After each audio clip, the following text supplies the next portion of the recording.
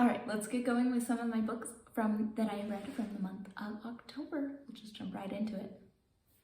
The book Miss Meteor by Taylor K. Mejia and Anna Maria McLemore is cute. It's fluffy. It follows a pageant, basically. It's kind of a pageant book. We've got Lita Perez and Chiquilla Quintanilla in their small town, and they have a beauty pageant every year, and they are the outcasts, and they would never win this pageant because they are bullied by the type of people that win this pageant, and so they decide to enter, and you can kind of guess the plot. I mean, really nothing super new on it. Was it kind of cute and delightful? Yes. There were aspects of magical realism in this. So Lita Perez is made out of star stuff, made out of the meteor from which the town got its name, and she is turning back into star stuff, and she feels like this pageant maybe will save her from going back to the stars. So it's got some of that. It's got some cute representation. It's got, you know, a nice diverse cast.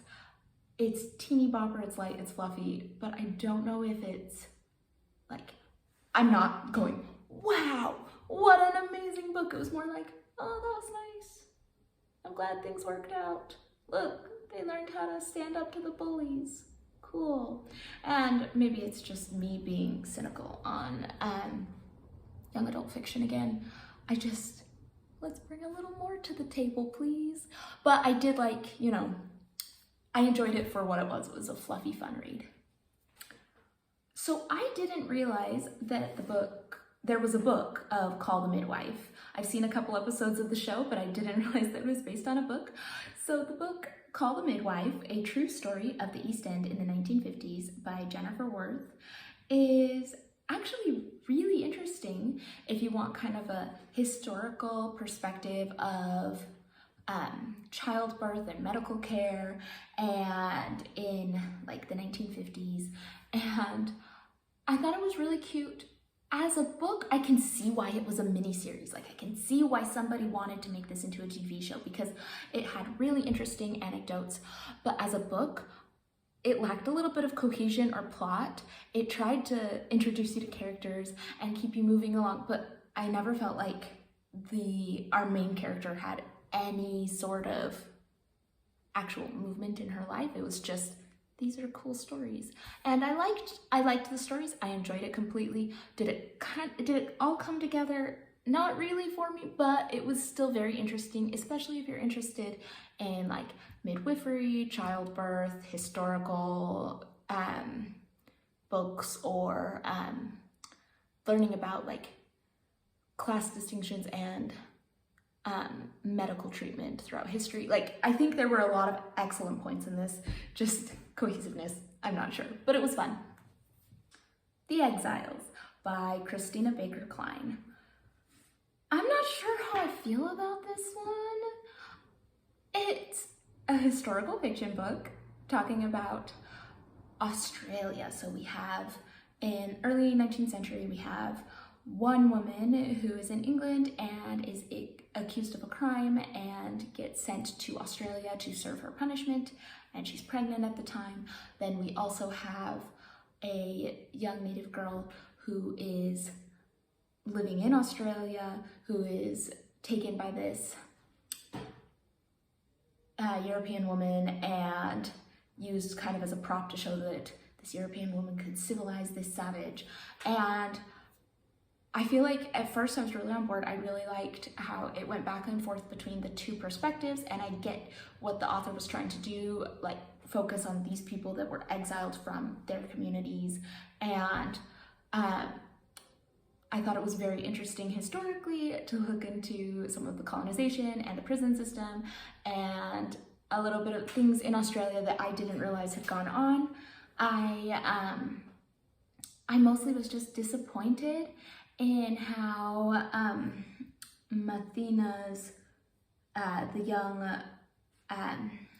Mathina, her storyline just really disappointed me. She was the young native girl, and we follow her story, and you get it from her perspective.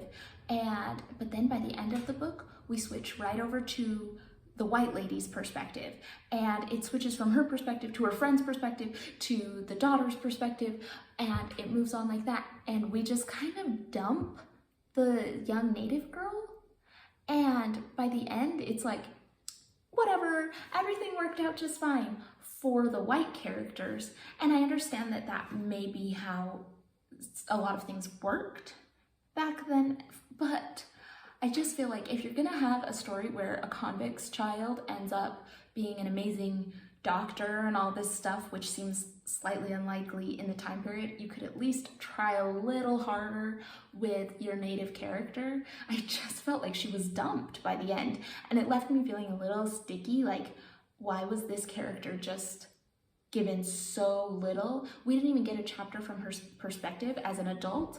Instead, we get her as a child, as a cute native child, and then we just get the other character running into her later on and seeing what a mess her life is, and that's where we end it with her. And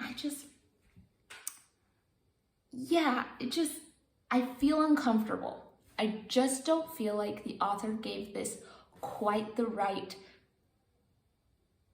thought and care that it needed. I thought that it was a really good idea. I liked a lot about this book, but by the end, I needed more from the other half. The reason I went into this book is because I liked the idea of the native girl pulled from her home and the girl from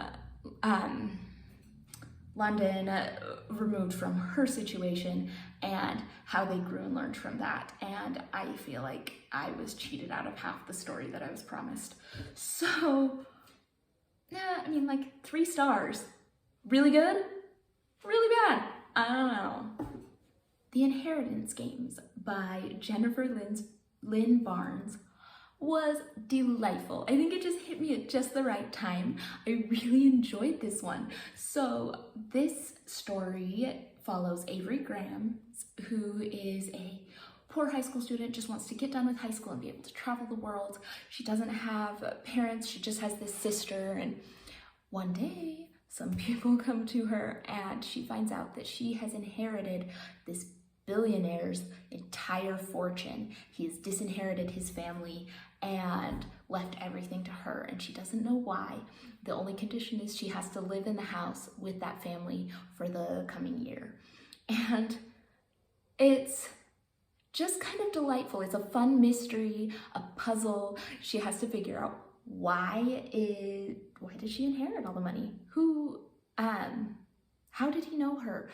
Why did he disinherit his family?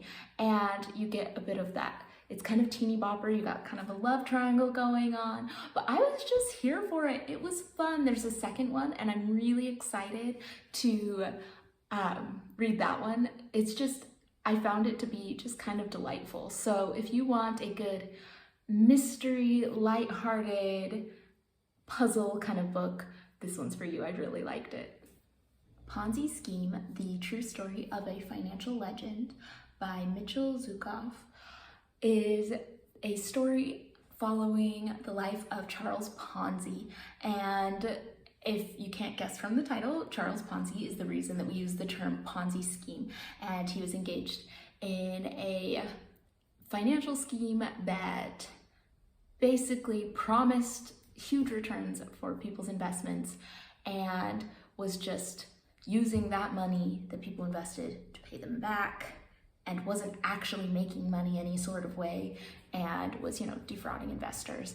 And throughout the book, you aren't quite sure if Charles Ponzi is a criminal mastermind, a well-intentioned idiot, or just a really lucky idiot.